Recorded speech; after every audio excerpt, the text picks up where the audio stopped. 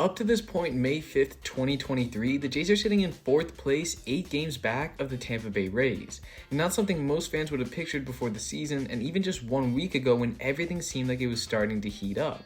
The Jays had a 6-game winning streak going, the pitching was lights out, defense was solid, and the bats were starting to score more runs. But since then, it's been nothing short of disastrous, with rock bottom being swept 4 games by the Boston Red Sox. It truly has been an eventful first 32 games for the club, and now that we're about 20% done with the season, I think it's time to do a reflection of how the Jays have been faring so far. For starters, let's look over their offense, which surprisingly ranks middle of the pack in the American League. Not a stat many people would have expected at the beginning of the year, and just briefly thinking about the team, it makes no sense, right? Chapman just won Player of the Month, posting an over 1,000 OPS and leading the league in many offensive categories. Bo has a .331 average and is leading the league in hits with 45 already in just 32 games. And Vlad is also performing with a .320 average and over 900 OPS. So it is strange to see that the Jays offense is so middle of the pack. But if we take a closer look, we can see that besides those 3 guys, nobody else is performing up to their level. In fact, no other player has an above 740 OPS. Biggio, Espinal, Belt, and even George Springer all have a sub 600 OPS, and those 4 total around 300 of the team's plate appearances so far. Kirk, Merrifield, Kiermaier, Varsho, and Jansen all sit around 600 to 730.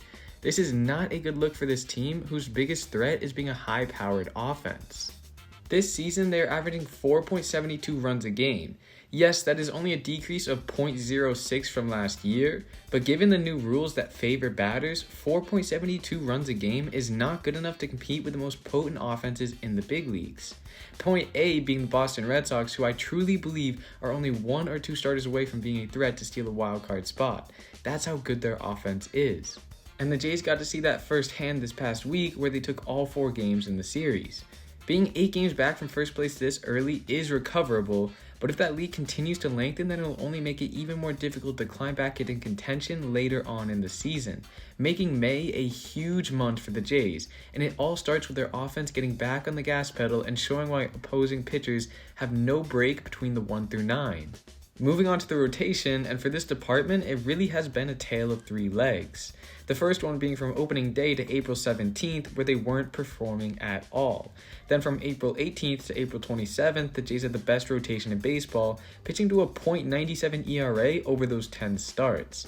It really felt like the rotation was finally hitting their stride and showing why they could potentially be top 5 in the major leagues.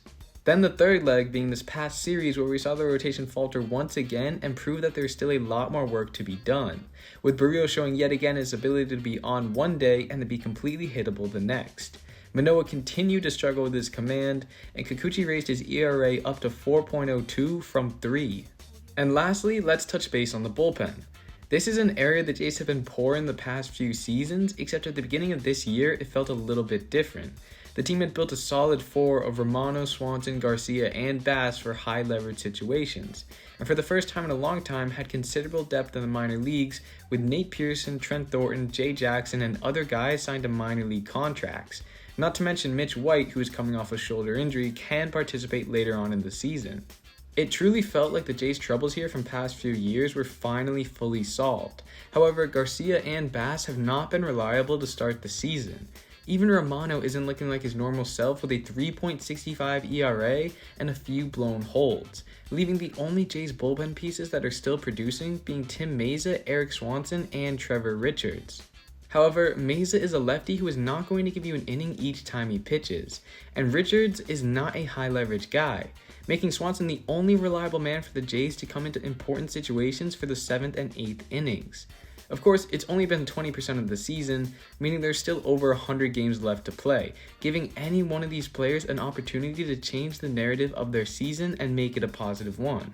But for now, it's safe to say that these 3 departments for the Jays have not been performing at the level we expect them to be at.